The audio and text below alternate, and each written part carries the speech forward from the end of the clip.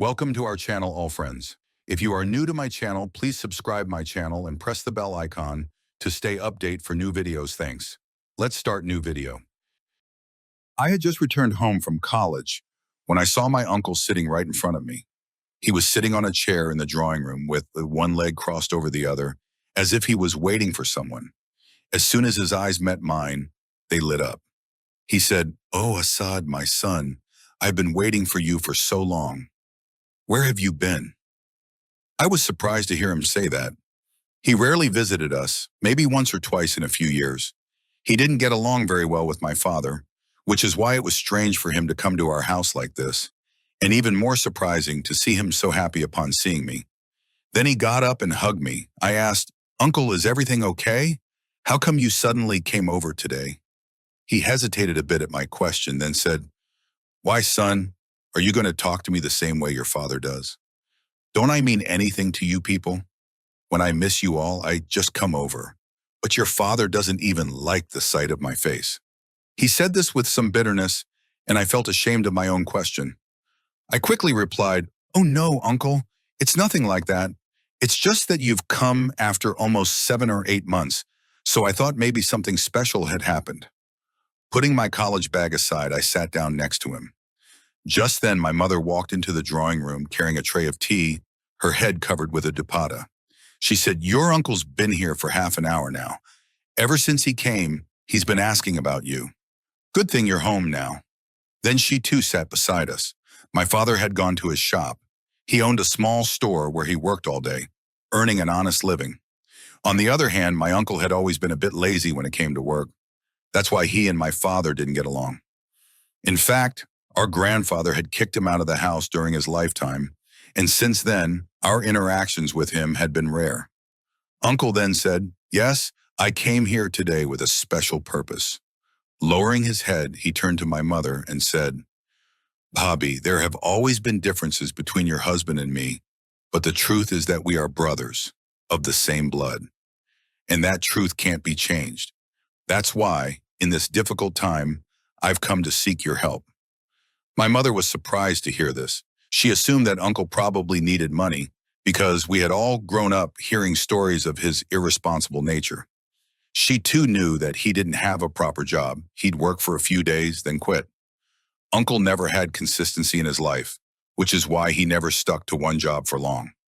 Then Uncle slowly said, "Bobby, actually, I've gotten a really good job now. Exactly the kind I always wanted.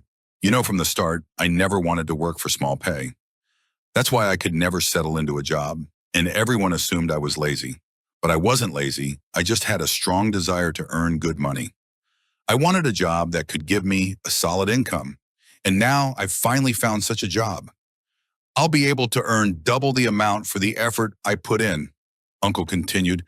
"But the problem is, the job is in Dubai. I'll have to go abroad.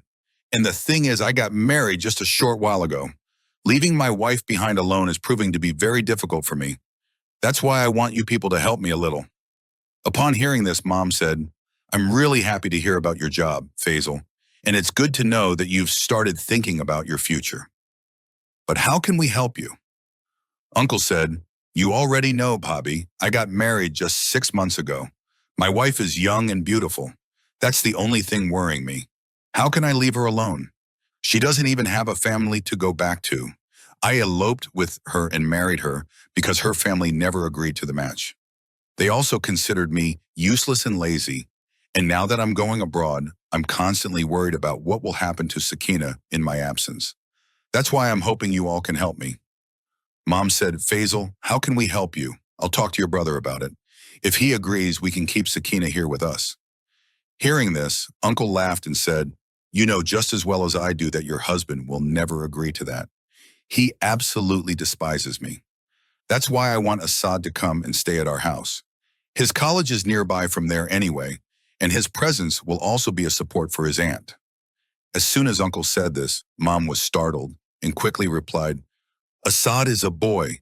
He's growing up now. How can I just let him live at your place like that?" Hearing this, strange expressions crossed Uncle's face. He said, "Bobby, when I don't have any objections, then what's bothering you? Assad is a child of this house. He's my own blood. I know that while I'm gone, he'll take good care of Sakina. Can I trust anyone else like I trust Assad? Mom replied, that wouldn't be appropriate.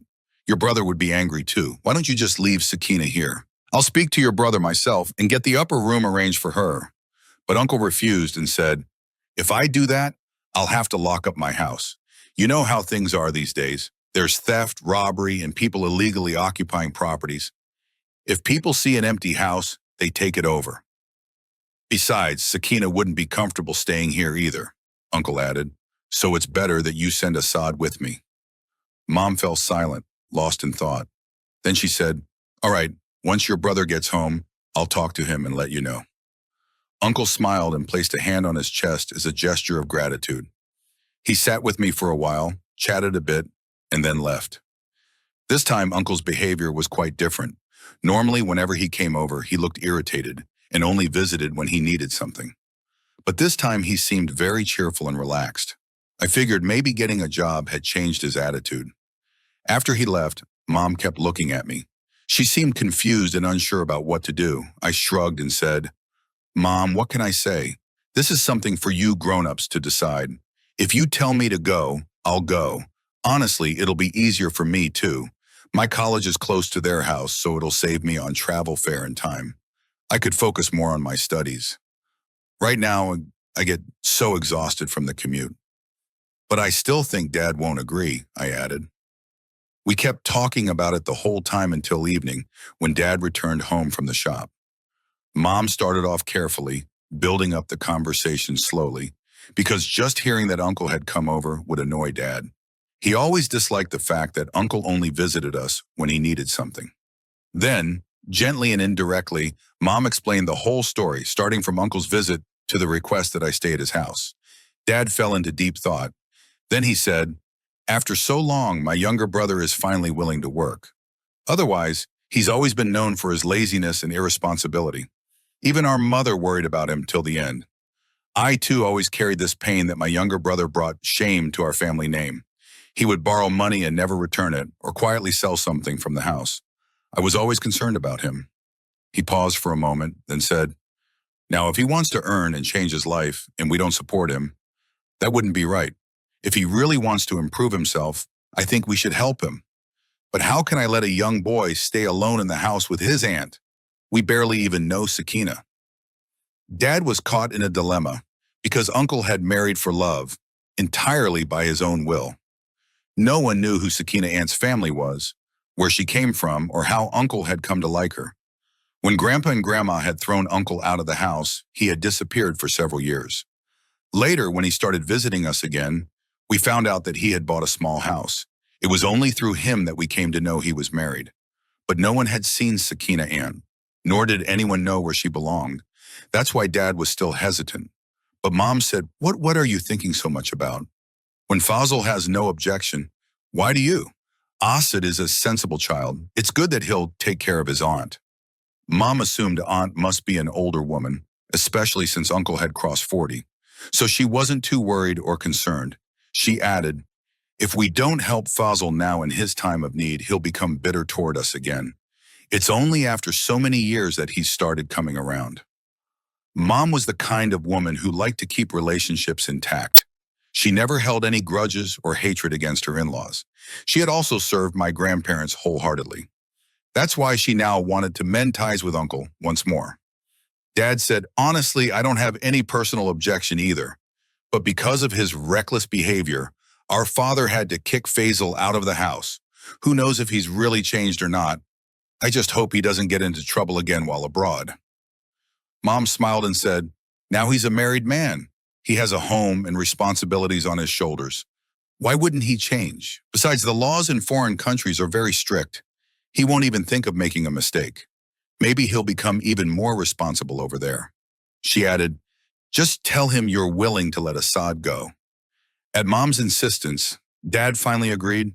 Then Mom spoke to me and explained that I should take great care of Aunt, so that once I finish my studies, Uncle might be happy enough to help me get a job abroad too.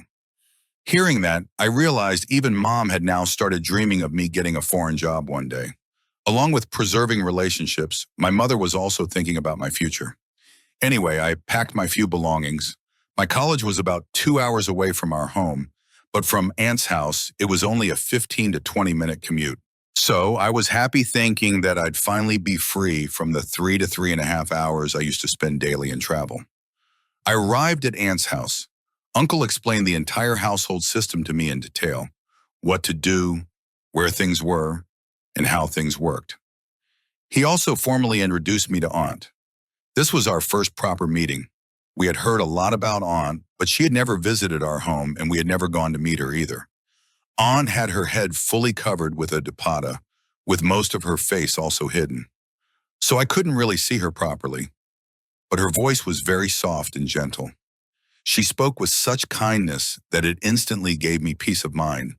I felt I wouldn't face any discomfort here. The very next day, Uncle left for the airport.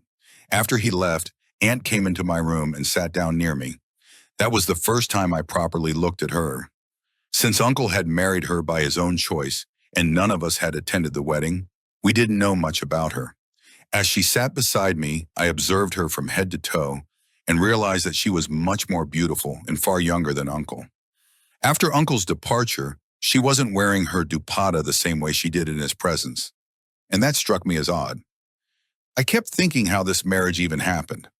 Uncle was a dusky, average-looking man, while Aunt was fair, attractive, and had an elegant presence. What did she even see in an unemployed, idle man like Uncle? That thought consumed me, and I found myself staring at her more intensely than I should have. She casually laid down on the bed with a pillow behind her and started chatting with me. Without her dupatta, she looked like the very image of beauty. And when she began meeting my gaze while speaking, I instinctively looked away. Aunt was quite a modern woman. Her clothes were stylish and fashionable, and her way of talking was very confident. She didn't seem hesitant or shy at all. In our household, women never sat or lay down casually in front of men, nor did they ever remove their dupattas. But Aunt comfortably lay on the bed in front of me without a dupatta. She started talking to me in a very friendly and casual manner, asking about my studies and other things. Slowly, my behavior also became normal, and we kept talking for quite a while. At night, she cooked my favorite meal and fed me, and after dinner, I fell into a deep sleep because I was extremely tired. In the morning, when I woke up, Aunt had just taken a shower. Her long, wet hair flowed down past her waist. She still didn't have a scarf on. Her entire body was damp, and I just kept staring at her. She was an embodiment of unmatched beauty. Looking at her, I wondered why she had felt the need to bathe so early in such cold weather. Sensing my focused gaze, Aunt smiled at me, and after shaking her hair, came over to ask me what I wanted for breakfast. I had my breakfast and went off to college. When I returned, the sky had darkened with clouds and the weather had changed rapidly. As soon as I entered the house, Aunt said, "Assad, I'm feeling strange and uneasy. The weather is changing. I get really scared when there's thunder or lightning. I'm also afraid of the dark. What if the electricity goes out?" Seeing the worried look on my 25-year-old aunt's face, I laughed and said, "There's no need to be so afraid. I'm here, and I'm not scared of any of this." Hearing my words, she looked reassured. Later that evening, when it started to rain, Aunt grabbed my hand and dragged me up to the rooftop, insisting I come. She started dancing and spinning in the rain, laughing like a child. I just watched her as she enjoyed herself so freely. Even then, I couldn't understand how Aunt ended up marrying Uncle. A young, beautiful woman like her could have married any handsome man. So what did she see in my uncle? I was lost in these thoughts while watching her get drenched in the rain, when suddenly thunder roared loudly, and Aunt ran over and clung to me tightly. She was trembling with fear. Her sudden embrace sent a jolt through my body. I was a young man, and she was a beautiful woman. I barely managed to control my emotions. Aunt clung to me tightly, still trembling. I tried to calm her and said, "It's just thunder. If you're that scared, let's go back downstairs." Aunt agreed, and soon after we went downstairs. Aunt changed clothes, made pakoras, and came to my room. Feeling embarrassed, she started apologizing for disturbing me because of her fear of clouds. Hearing her words, I smiled and said, "It's okay, but you got scared exactly like a child. I myself had gotten worried that something might happen to you." Hearing me, she laughed and said, I've been this scared since childhood. That's why your uncle never left me alone.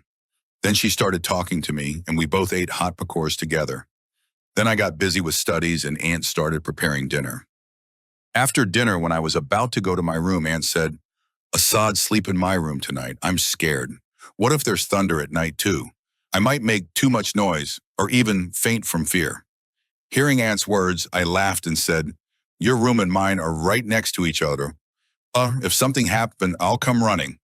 Aunt shook her head in refusal and said, look, your uncle has put my responsibility on your shoulders. If I die, what answer will you give him? Hearing Aunt's words, I stayed quiet. Then she forcibly held my hand and took me to her room. She put my pillow on her bed, but I picked up the pillow and silently lay down on the sofa. How could I possibly sleep on the same bed with my aunt? At my action, Aunt stayed quiet, and by morning the weather had cleared. Days started passing like this. Much informality had developed between me and Aunt. We were living together exactly like friends. Sometimes Aunt would sit right next to me in a completely bold manner and talk as if she wasn't my aunt, but my lover. But I would stay quiet, thinking that maybe she's being informal, considering me her nephew. However, one thing was quite surprising. Uncle hadn't called even once since leaving, or perhaps Aunt hadn't mentioned it. It had been almost 15 days since I came here, but I hadn't heard Aunt mention Uncle even once. When I couldn't hold back any longer, I asked Aunt directly, don't Uncle call you?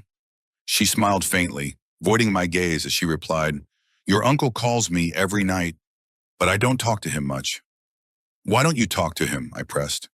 Her voice dropped to a whisper, because I can't bear being alone. When his call comes, my heart aches. I beg him to return, but he refuses, saying he just got this job. How can I explain what I'm going through? Tears glistened in her eyes as she spoke, leaving me stunned. I tried comforting her. Don't worry, once Uncle starts earning well, your future and your future children's lives will be secure. Aunt stared at me intensely before wordlessly retreating to her room. I immediately regretted mentioning Uncle, realizing I'd touched a raw nerve. That evening, I apologized. It's nothing, she said softly. I just miss your uncle terribly.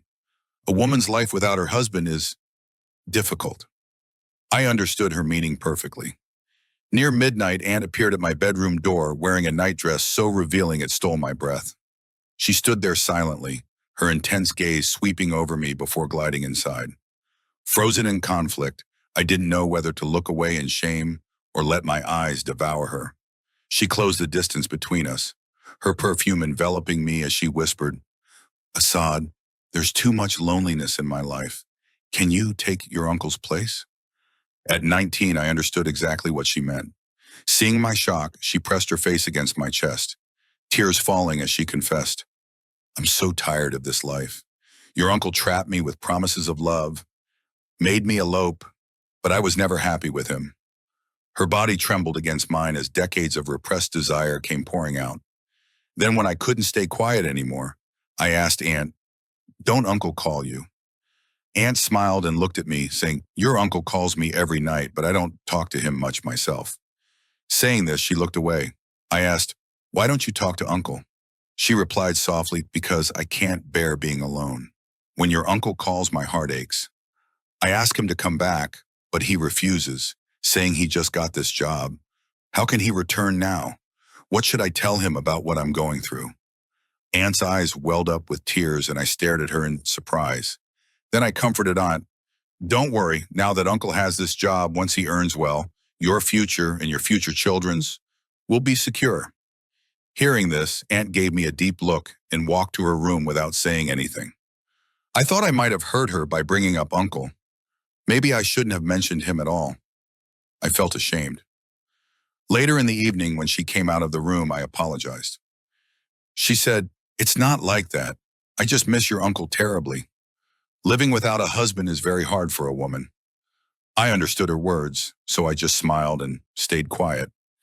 Then around midnight, Aunt appeared at my bedroom door. When I looked up at her, I forgot to blink. Her outfit was enough to shock me.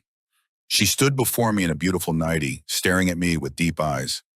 Then she quietly entered the room and came close. I didn't know whether to look away in embarrassment or let my emotions take over. I was torn when she moved even closer and said, "Assad, my life is full of loneliness. I'm so alone. Can you take away my loneliness? Can you take your uncle's place?" Hearing this, I stared at her in shock.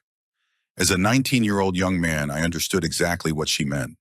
When Aunt saw my surprise, she rested her head on my chest and said, "I want you to end my loneliness. I'm so tired of this life. I'm so troubled." As she spoke, she began crying. I asked softly, "What's wrong? Are you upset because Uncle's gone?" Aunt shook her head and said, "No, was I ever happy with him around?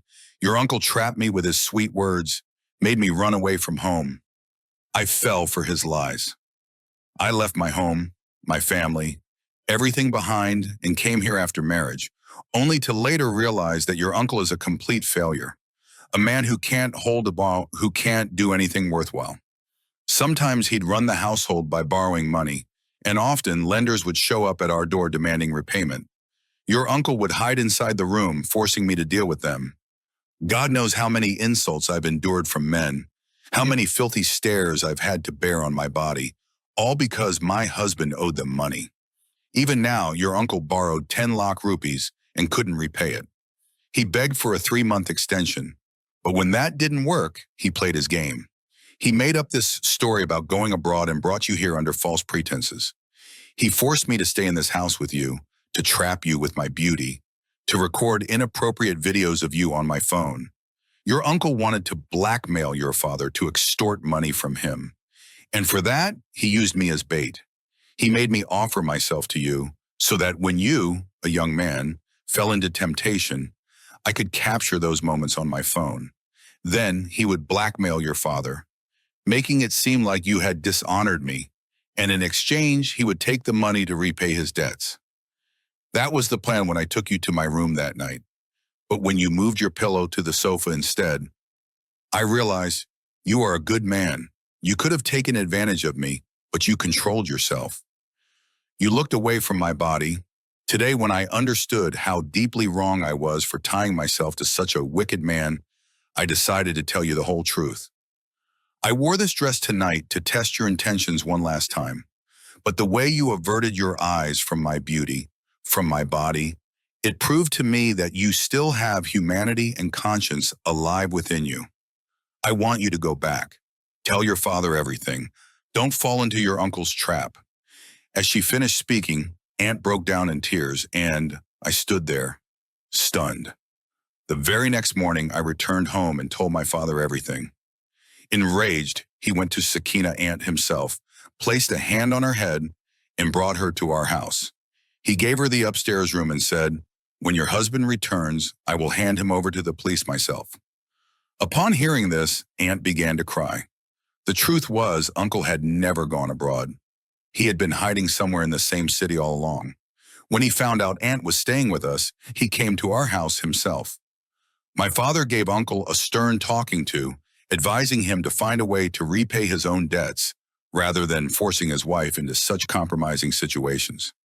But Uncle was beyond reasoning. After exchanging harsh words with my father, he divorced Aunt on the spot and left. Just like that, Aunt found herself bearing the stigma of divorce while still young. My father took Aunt back to her family home and convinced her relatives to forgive her mistakes and accept her. I thank God endlessly that nothing worse had happened to me. By confessing everything openly, Aunt had protected both our lives, and thankfully her family took her back in. As for Uncle, we have no idea where he is now. This whole experience made me reflect deeply. Shouldn't it be a man's responsibility to honor his wife, to provide for her needs, to respect her wishes? How then can a man marry a woman only to strip her of dignity, hurl abuses at her, and condemn her to a life of hardship? Is a daughter's worth so insignificant that a man can marry her and leave her permanently disgraced? This question demands an answer from every man in our society. If your daughter is a princess to you, why can't your wife be your queen?